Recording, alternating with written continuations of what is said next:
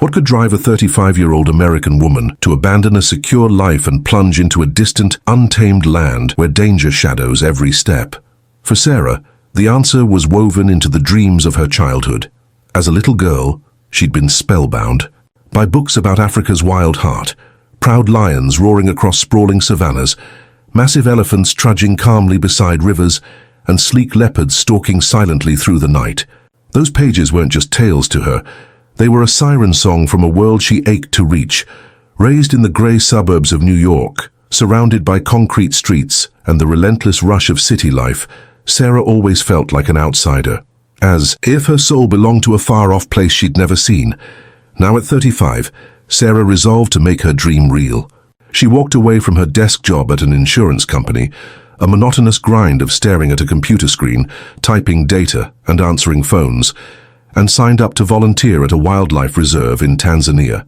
She sold her cozy Brooklyn apartment, stuffed her life into a single backpack, and braced herself for a journey she knew would rewrite her story. But her choice sparked alarm among those she loved. Her mother, Ellen, sobbed and pleaded, "Sarah, you'll die out there. Africa isn't for you." Her voice broke, her trembling hands clinging to Sarah as if it were a final goodbye. Her father, Richard, a no-nonsense lawyer with silver hair, just shook his head. "You're tossing your future away for some wild fantasy," he muttered. Her friends laughed it off, chalking it up to a midlife crisis. "A few weeks of travel, sure, but moving there, you've lost it," they scoffed. Sarah, though, stood firm. She'd spent years gearing up for this leap, taking animal conservation courses, diving into studies of African ecosystems, even picking up basic Swahili to connect with the locals. If not now, when? She wondered, her shaky fingers hovering over the book flight button on her battered laptop. Hope and fear swirled within her, but above all burned a fierce conviction. This was her path. She wasn't just chasing a selfish dream. She wanted to shield the endangered creatures she'd adored since those childhood books. The day to leave finally dawned. At JFK Airport, Sarah wrapped her arms around her mother, vowing to call often, though she knew Tanzania's spotty signal might betray her. Ellen wiped her tears and murmured, "Be careful, my darling." Her father gave a curt nod, his stern eyes betraying a flicker of unspoken pride. As the plane climbed into the sky, Sarah peered out the window, watching New York's twinkling lights dissolve into the distance. Her heart raced. Would this wild land embrace her, or devour her in its mysteries? Whatever lay ahead, she trusted. She was on the right course. After a grueling 20-hour flight, Sarah stepped onto Tanzanian soil. The sight stole her breath. Golden grasslands rolled out endlessly beneath a blazing sun, shimmering like a living tapestry rippling in the breeze. Far off, mist-draped mountains pierced a cobalt sky, standing silent and grand, like ancient guardians of this primal realm.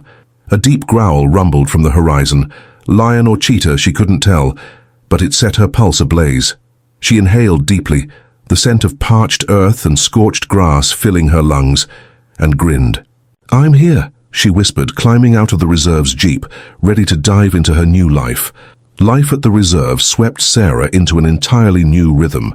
She rose each day at 4 a.m., the world still cloaked in pre-dawn gloom, dew glistening on towering grass. Slipping into a faded green uniform and a wide-brimmed straw hat, she set out on patrol. Twisting trails wound through grasslands, thin forests, and dawn-lit streams. Her sharp eyes scoured the earth for tracks or claw marks, clues to the wild. Souls of this land. One morning she spotted the faint imprint of a rhinoceros, a rare relic of a vanishing world, and scribbled it down for the conservation team. When she wasn't trekking, Sarah tended to wounded animals. She sat with a young cheetah, its broken leg wrapped tight, coaxing it to sip water from a tiny bowl. She stroked an aging elephant, its infection slowly mending, murmuring comfort as if it understood. She filled notebooks with meticulous records, counts, behaviors, health updates, each line a quiet stand against poaching and a crumbling environment. Exhausted as she was, Sarah had never felt her days brim with such purpose. Then one day Sarah's life took a turn when she was assigned to monitor Rafiki, a venerable male lion who had once been the symbol of the reserve. Rafiki, whose name means friend in Swahili, had ruled this land in his prime. His thick black mane had billowed in the wind, and his roar had shaken the grasslands, commanding respect from every creature. But now at the rare age of 15 for a wild lion, Rafiki was a shadow of his former self. His mane was sparse and grey, revealing wrinkled skin beneath. His steps were slow, his legs trembling, as if they could no longer bear the weight of his once majestic frame. Yet when Sarah first locked eyes with him, she couldn't look away. Those deep golden eyes still burned with an unyielding pride, as if he remained an undefeated king, even as his glory days faded into memory. Sarah began to spend hours with Rafiki.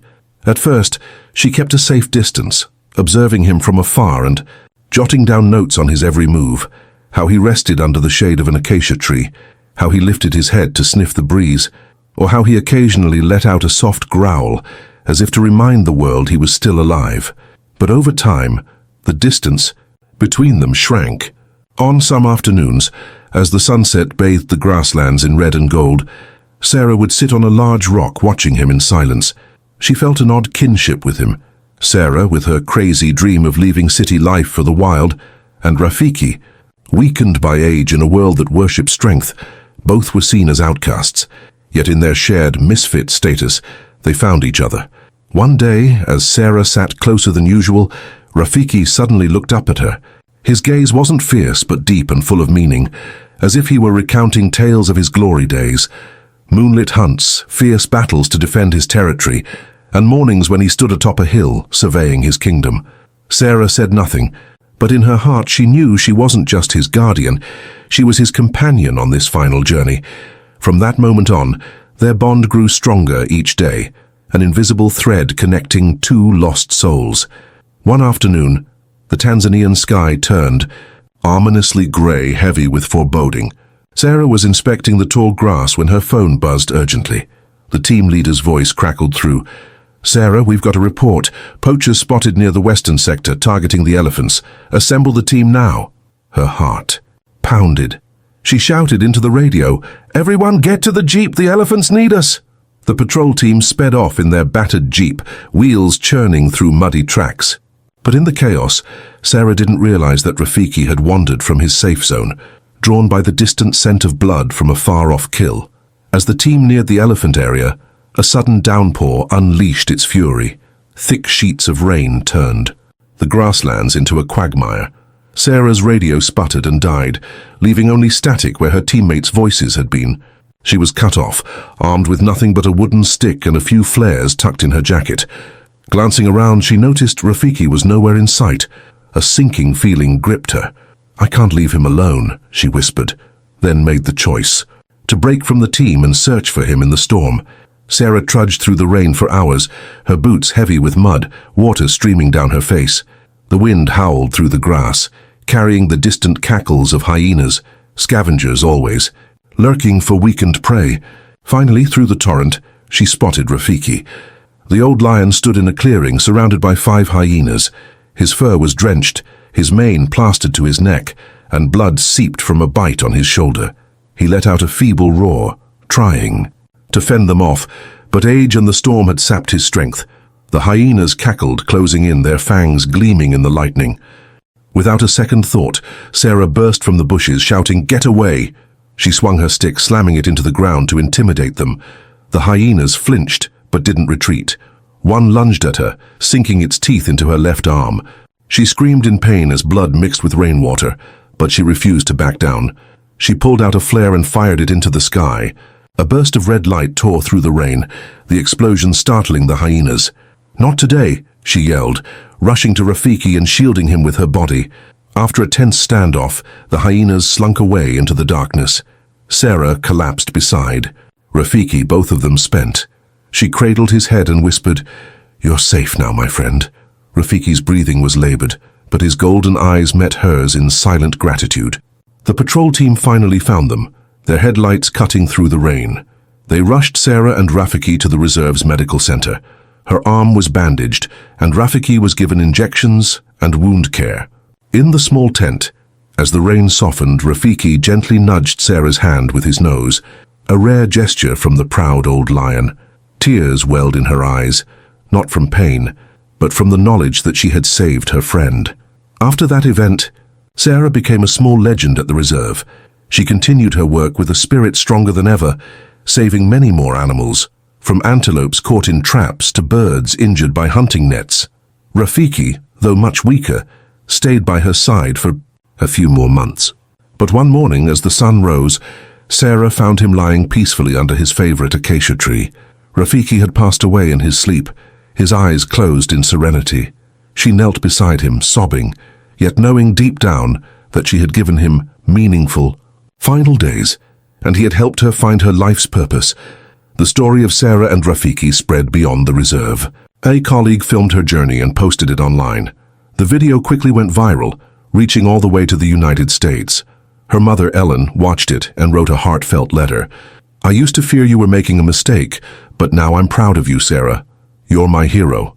Her father called, his voice softer than usual. "You've proven me wrong. Keep going, my daughter."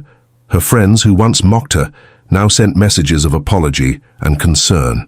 Sarah smiled, knowing that her journey had not only transformed her but also changed how her loved ones viewed her dream. Sarah stayed in Tanzania for many more years, becoming an indispensable part of the reserve. She established a small fund called Rafiki's Legacy to support wild lion conservation, and often shared her story with new volunteers. Each time she told it, she ended with a question. "If you were me, what would you do to protect those who cannot speak for themselves?" She believed that her story with Rafiki was a reminder that no matter how tough the challenges, everyone can make a difference. Sarah's journey was not just about love for animals, but also about sacrifice and courage. She gave up safety to chase her dream and found meaning in protecting wild creatures. What do you think of her story? If you were in her shoes, which path would you choose? Share your thoughts, and if you can, join Animal Kisa, a community spreading the message of wildlife protection to help make a difference together.